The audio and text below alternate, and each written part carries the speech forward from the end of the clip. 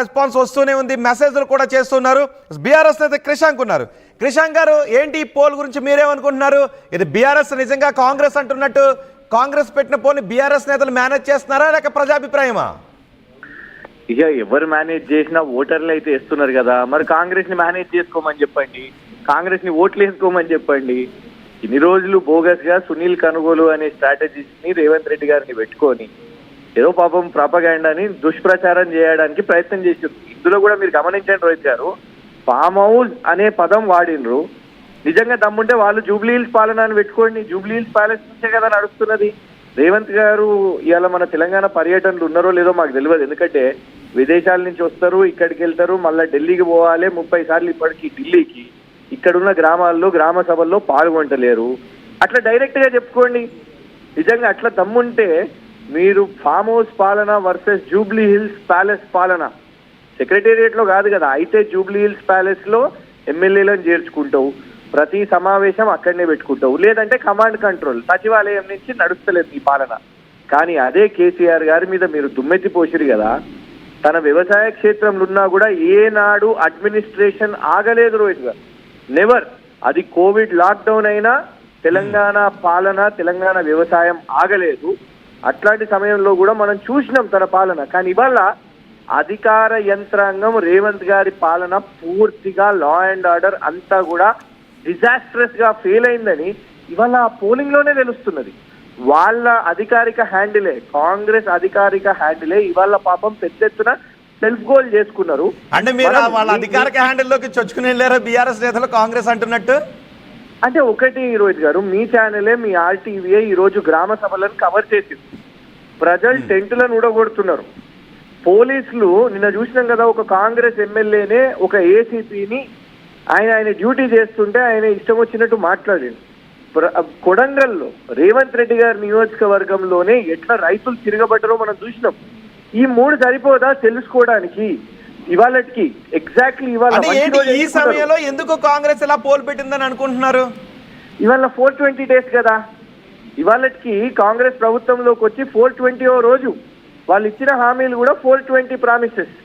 So వాళ్ళు ఎంచుకున్న మంచి రోజుకు ప్రజలు కూడా ఫలితాలు ఇచ్చిండ్రు బ్రహ్మాండంగా. రేపు లోకల్ బాడీ ఎలక్షన్స్, సర్పంచ్ ఎన్నికలైనా, జెడ్పీటీసీ ఎంపీటీసీ ఎలక్షన్స్ అయినా, జిహెచ్ఎంసీ ఎలక్షన్స్ అయినా డెఫినెట్ గా కాంగ్రెస్ ఈ 1 సంవత్సరంలో వాళ్ళు ఇచ్చిన హామీలు, వాటి పాలన గురించి, వాటి అమలు గురించి మాట్లాడితే సేమ్ ఇదే రిపీట్ అవుతుంది.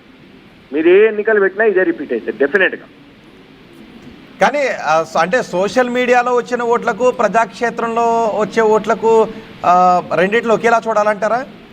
అంటే ఒకటి, ఇదే సోషల్ మీడియా దుష్ప్రచారాన్ని ఒక వ్యూహకర్తని పెట్టుకొని వాళ్ళు ఒక ఎన్నికలను అబద్ధపు హామీలు ఇచ్చి మేము ఇవిస్తాం అవిస్తాము అని చెప్పిన తర్వాత ఇవాళ అధికారంలోకి వచ్చారు.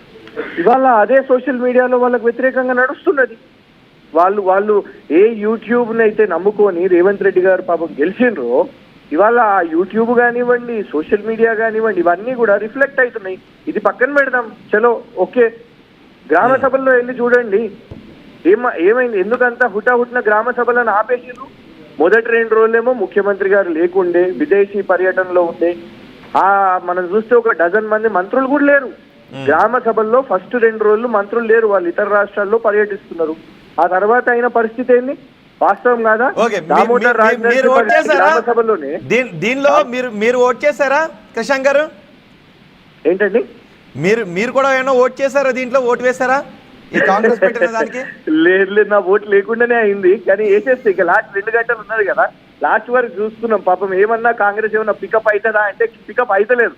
మా ఓటు ఆయుధాన్ని లాస్ట్ వరకు పెట్టుకున్నాం. అది మన పోలింగ్ ఉంటుంది కదా రోహిత్ గారు, 5 o'clock కి క్లోజింగ్ అప్పుడు వేస్తాం కదా మనం బూత్ లో, అట్లనే మేము కూడా లాస్ట్ 1-2 hours. అందుకే పాపం టాప్ లో ఉన్న పిండున్న ట్వీట్ ని కూడా తీసేసిన పరిస్థితి లోపల. దీనిలో ఇప్పుడు కాంగ్రెస్ పెట్టిన ఈ పోల్లో వాళ్ళ దాంట్లో మీరేమన్నా ఓట్ చేస్తారనే అంటున్నాను. ఇంకా 2 గంటలు టైం ఉంది, ఏమన్నా కాంగ్రెస్ పికప్ అయ్యే ఛాన్స్ ఉందా అంటే ఛాన్స్ దరిదాపులో కూడా లేదు. కాబట్టి వేస్తాను నేను కూడా, ఇప్పుడు అందులో నా ఓటు వేస్తాను. ఓకే, కానీ ఏంటి ఫామ్ హౌస్ పాలన అని పెట్టినప్పటికీ ఈ రకమైన రెస్పాన్స్ రావడం, ఆ పదాన్ని ఉపయోగించడం గురించి మీరు ఏమనుకుంటున్నారు? ఎగ్జాక్ట్లీ, అంటే కేసీఆర్ గారి పాలన మీద, అప్పటి పాలన మీద నువ్వు ఇక దుష్ప్రచారం ఆపేయి, ఆయన వ్యవసాయ క్షేత్రం ఆయన నియోజకవర్గంలో ఆయన ఇక్కడనే తెలంగాణలో ఉండి ఏనాడు కూడా అడ్మినిస్ట్రేషన్ ఆగలేదు, ఏనాడు లా అండ్ ఆర్డర్ ఇబ్బందులు కాలేదు, ఏనాడు రైతు బంధు ఒక సంవత్సరం ఇట్లా రాకుండా ఉండలేదు, ఏనాడు విద్యుత్ కోసం విద్యుత్ కోతలు కాలేదు, ఏనాడు నీళ్ల కోసం రోడ్ల మీదకి వచ్చి మాకు నీళ్లు కావాలి అని ప్రజాప్రతినిధులు పోరాటాలు చేసి ఆ తర్వాత వచ్చిన తర్వాత మంత్రులు పంప్ సెట్లు ఓపెన్ చేయడం ఇట్లాంటి పరిస్థితులు కాలేదు. ఇవాళ చూడండి పెన్షన్లు నువ్వు 4,000 అన్నావు, ఉన్న 2,500 కూడా వస్తలేవు. ఏఈలు అసిస్టెంట్ ఎగ్జిక్యూటివ్ ఇంజనీర్లు 4 నెలల నేను జీతం లేదు. నువ్వు కేసీఆర్ గారిని 5-6 రోజులు వారం తర్వాత అని దుష్ప్రచారం చేసావు. ఇలా 4 నెలల నుంచి ఏఈస్కి లేవు. అంటే ఈ పోల్ బీఆర్ఎస్ నేతలకు బూస్ట్ అప్పిస్తుంది అనుకుంటున్నారా? ప్రజల సమస్యలకు బూస్టప్, బీఆర్ఎస్ క్యాడర్ కానీ ప్రజల అంశాలకు బూస్టప్ ఇస్తుంది డెఫినెట్ గా. బీఆర్ఎస్ అంటే ఎన్ని రోజులని అబద్ధాలు చెప్తూ ఉంటారు.